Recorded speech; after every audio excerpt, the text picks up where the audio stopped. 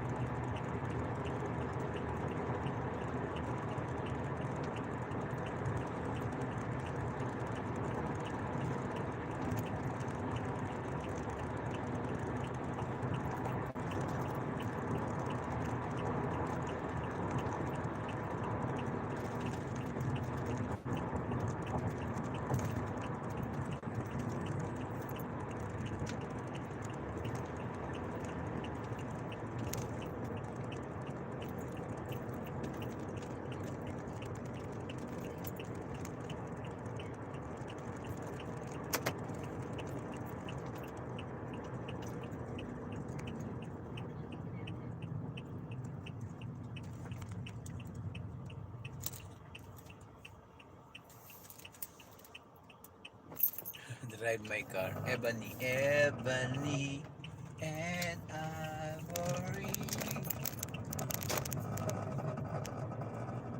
Diba? Drive my car.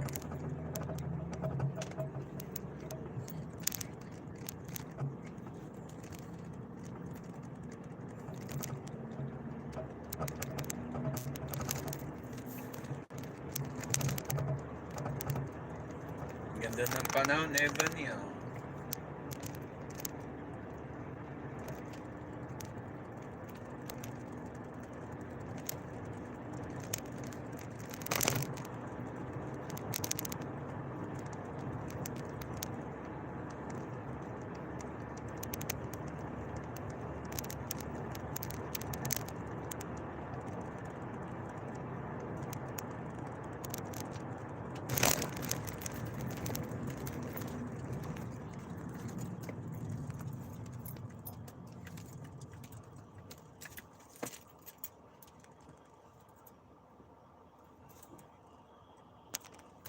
Hindi ka pa natutulog.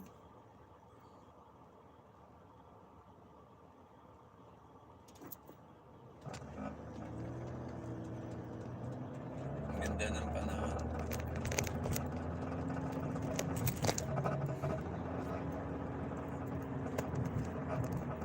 Oh, diba? Sarap mag-drive. Magda-drive ako hanggang Bicol.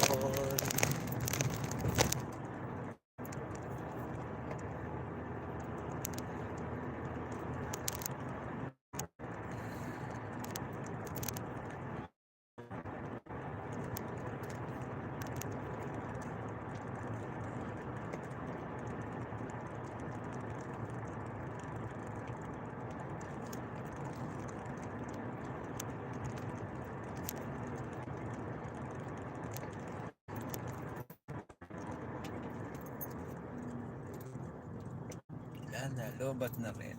Lobat.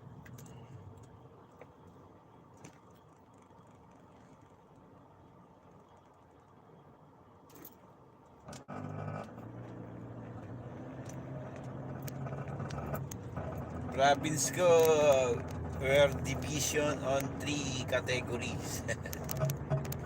Cavite, Waray, Bulacan.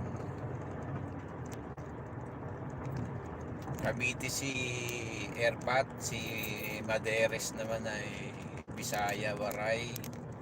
Lumaki ako sa Bulacan. Ikaw, saan ba province mo? Ebony and Ivory. Ay, antok ako.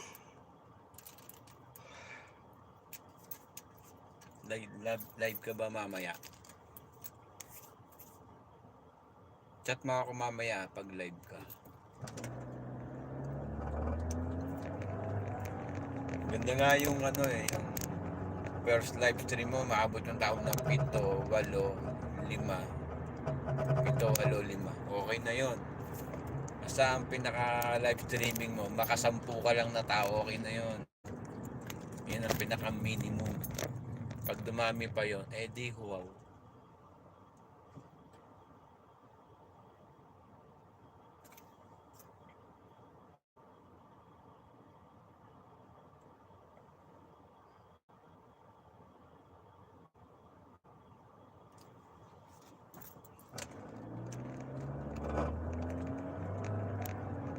Ay, lumampas ako. Ayan, mag-u-turn pa tayo.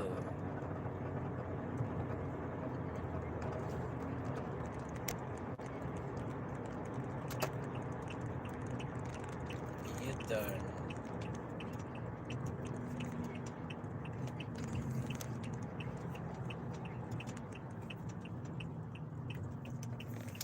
Mag-u-turn tayo. Ay, gila, sumobra.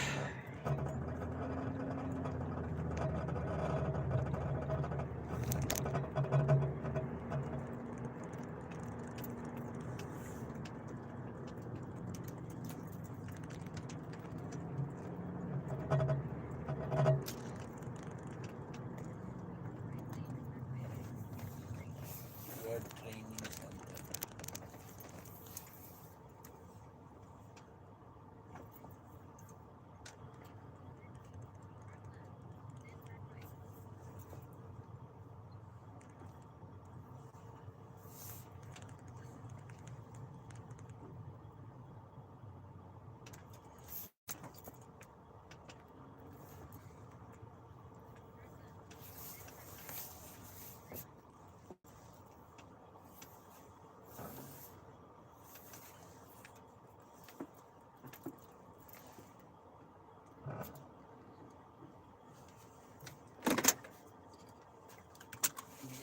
Lobat na ba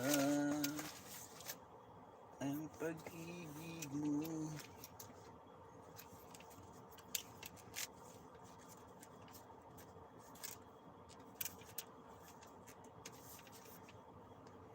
Pag namatay, patay.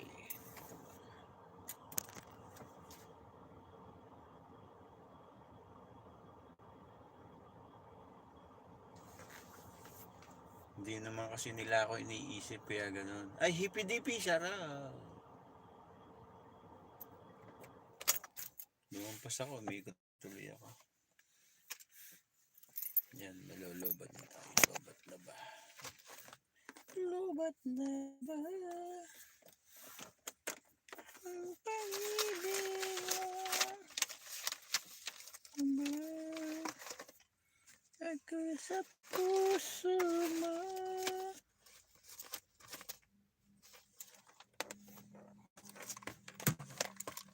My love.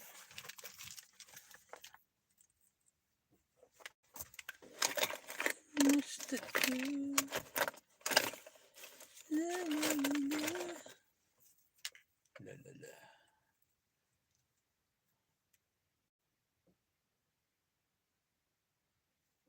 Wala nga ang gasolina ko eh. Kalahati lang kinarga ko. Wala tayong malaking pera. Pag namatay, patay.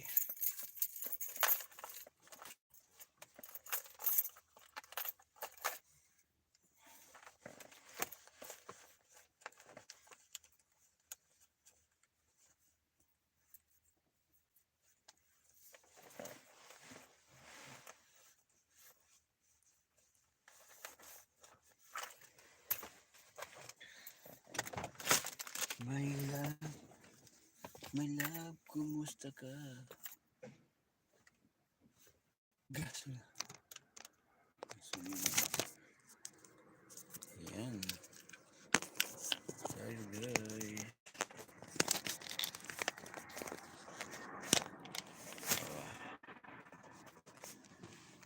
Gora. Gora na tayo guys.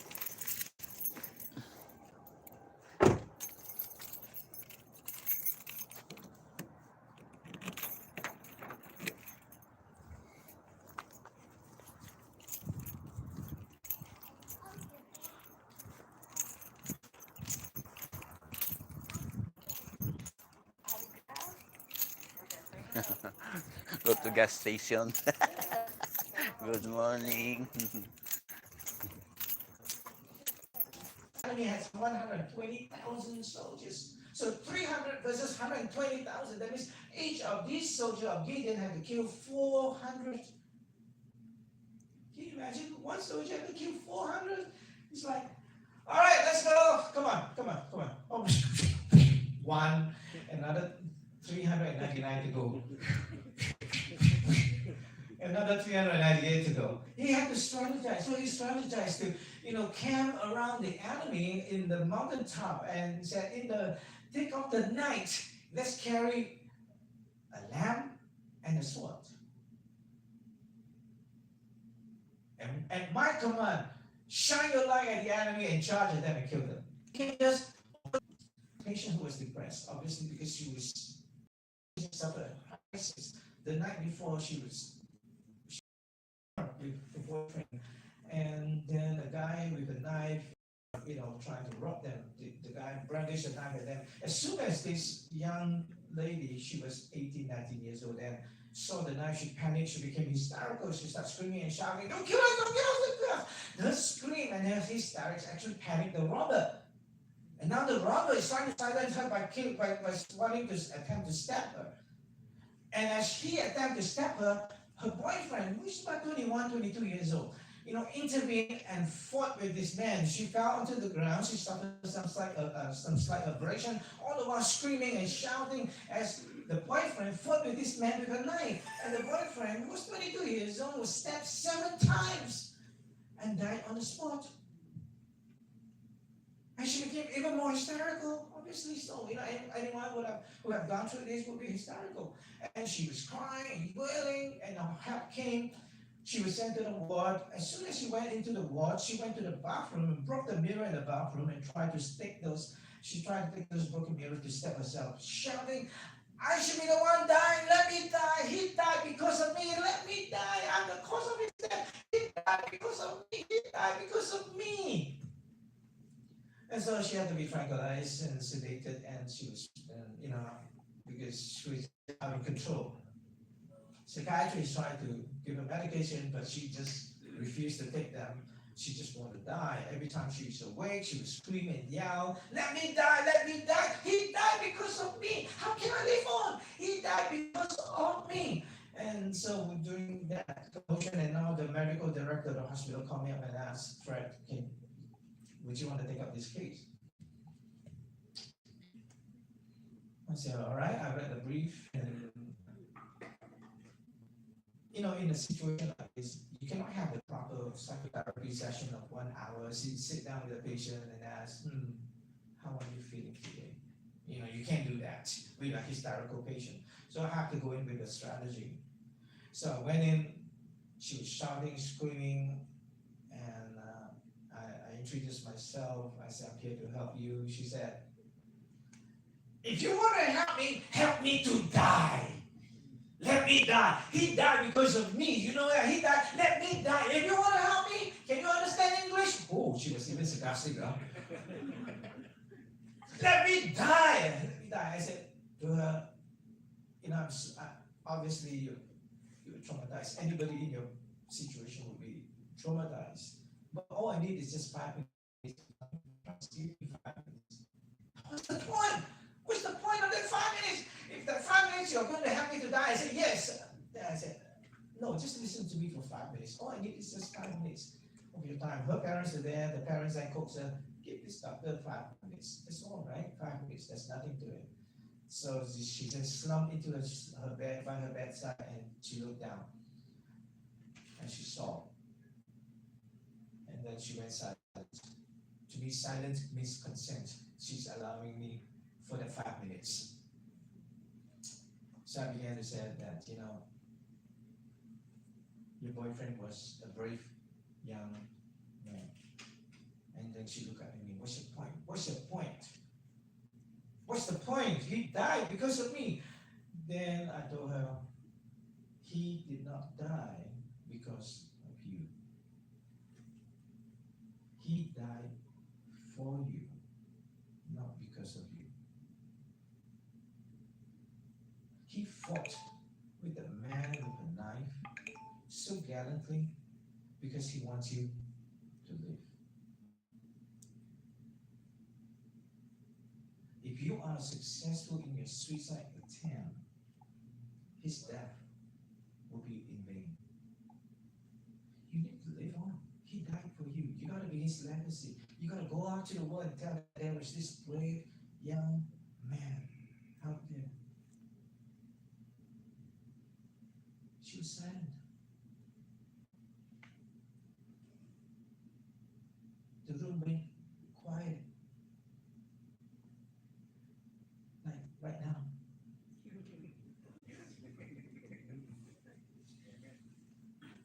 So for a long while, she was quiet, and she was quiet. I know that she's reflecting, and I don't want to interrupt her thoughts. I stood there for a long while.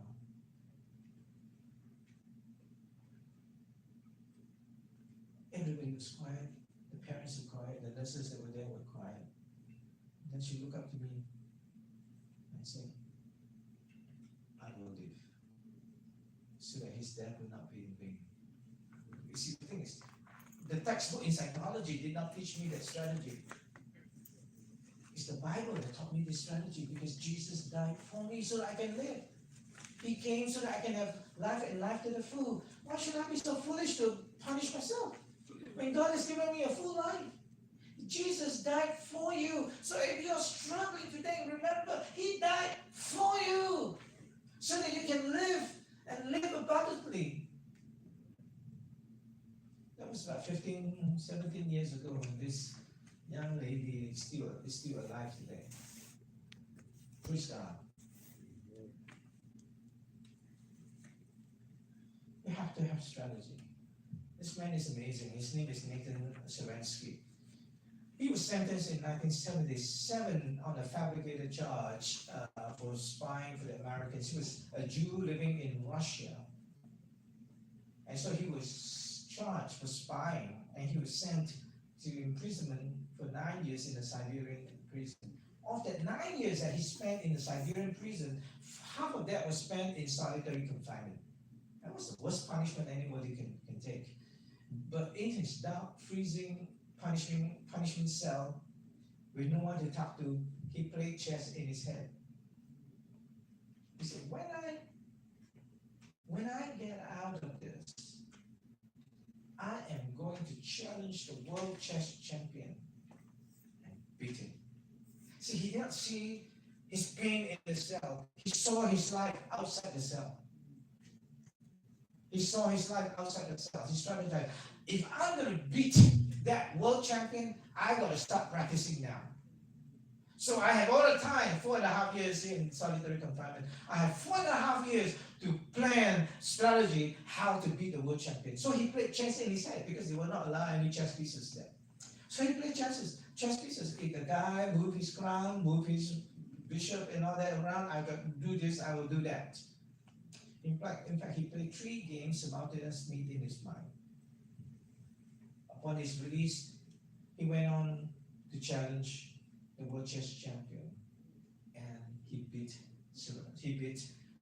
Gary Kasparov.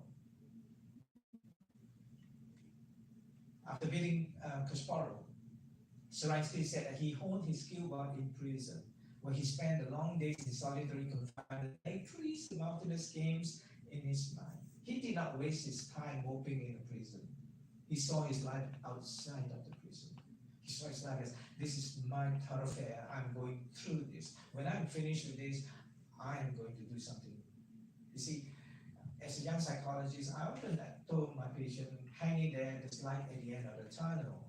And I realized that I was wrong, because there's no light at the end of the tunnel. Because in Psalms 23, David did not write, your rod and your staff were waiting for me at the end of the valley. He wrote, your rod and your staff were with me in the valley. And you prepared a table before the presence of my enemies. Right there in the valley, God's light is there. If you care to look for God's light, you can find it. But many times we look at the darkness rather than the light of God. This was the picture of Serensky and Gary Kasparov in that match. The prison walls did not stop him from getting ready for his next big thing. He rose to the occasion while in prison. You gotta have that strategic mindset. You not only have to have a good supposition about your life or who you are, you also need to be strategic.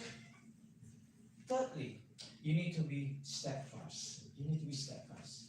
If you have that supposition, you have the strategy, and you have to believe, then remain steadfast. You shall not be shaken no matter what. I am going for it. You know what? Ehud said, I'm going for it. No turning back, no turning back. I'm going to lose my life if I'm found out. But I'm going for it. It's my commitment. See, steadfast means being loyal, being committed, being devoted, being solid, and being constant. You are who you say you are.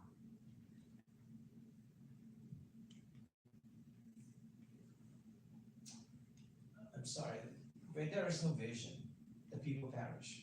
But he that keeps the law happy. See, many times when I saw this verse, I only kept the first part of the verse. Right? There is no vision, people perish. But there is a part 2 to this commitment to that vision. Now, these 2 factors create 4 variables here. If you have vision but no commitment, then you're purely speculating about your life. I'm going to be a millionaire. Are you going to work hard? No commitment, just vision. It's speculation. I'm going to grow a big church. But are you willing to get out to the street and bring the people in? No, it's speculation. I want to be a medical doctor. Are you prepared to take this 7 years of studies? No.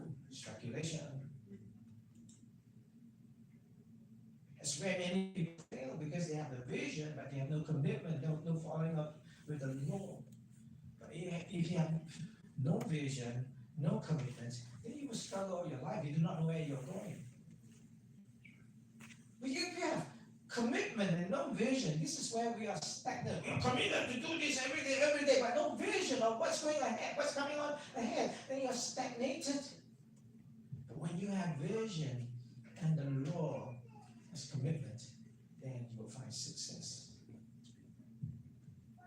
There will be success. This was me in 1973. This is my class. I was in high school. 1973. Can you find where I am now? This? No, this is not me. This is a teacher's pet. I'm right at the corner. Right at the corner, the smallest in class, in the corner, the smallest in class. In fact, I was bullied. I was bullied by the bigger boys in class. They would pull my hair, throw my bags, and call me names because I'm the smallest. So I was the target. I came to a point I said to myself, the next one to pull my hair, to do something to me, I will fight. That was in 1973 when Bruce Lee had his first movie, the Big Fish. You know, then the fish appeared.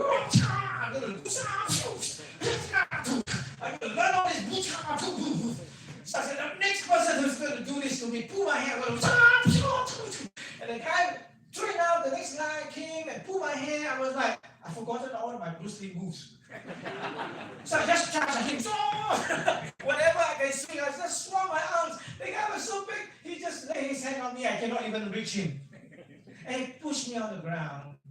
And I fell and I dislocated my arm. This part of my arm came down like that. It was swinging. I was like, I almost fainted. And the guy who pushed me saw my arm. He also almost fainted. He ran away. And one of the teachers came and saw the commotion and saw me and then put my hand back.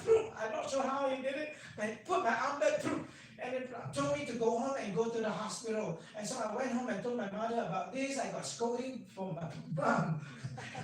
And instead of sending me to the hospital, she sent me to the Chinese Sing Sing. You see, Chinese parents want their children to be doctors, but they don't believe in doctors. That's the irony, right? She sent me to the Chinese Sing Sing, and the Chinese Sing said, look at me, you know, I was struggling, and he asked me how many inches can I move. I said, so he said about 3 inches, and then he would hold my fingers in there, then he went, now he increased my threshold of pain. He did not heal me. So from that, the original pain is still there, but now my threshold for pain has increased. So now she said, you are better.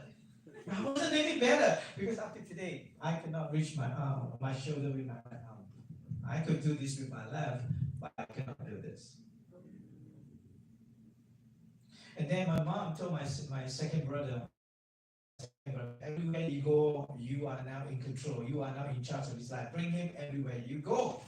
So everywhere my brother went, his older brother, you know, this little annoying brother will follow him. It's like, you want to go out with his friends, this little brother. And then one day in 1973, this picture was taken from that. A friend of his invited him to church. Guess who he had to bring along? He brought me. So in that little church, the size of this church, I forgot the preacher spoke.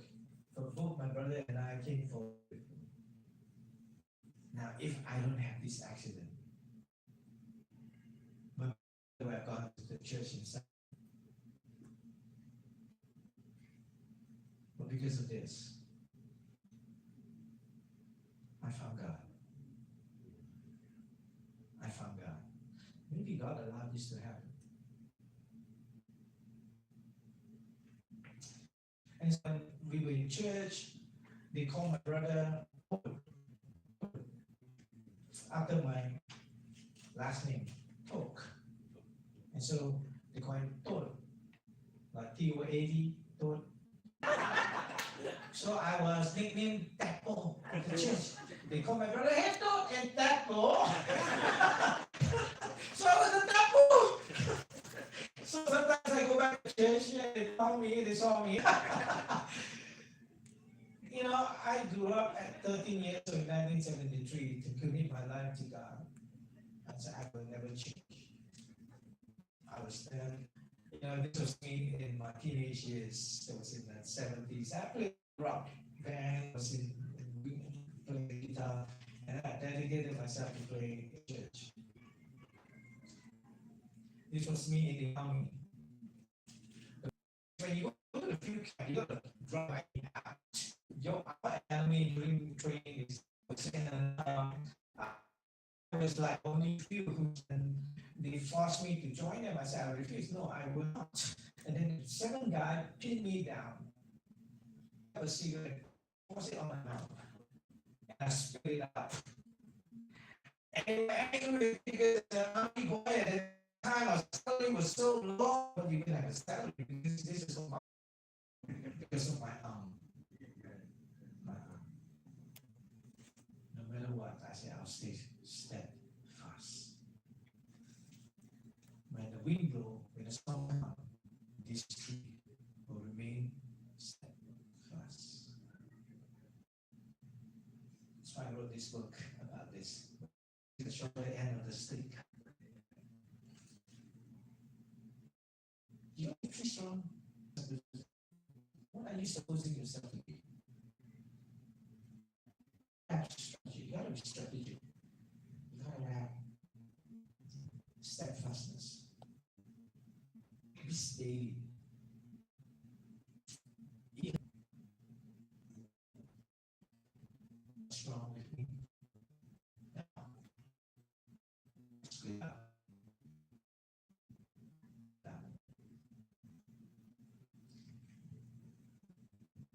have to have a strong root to have a strong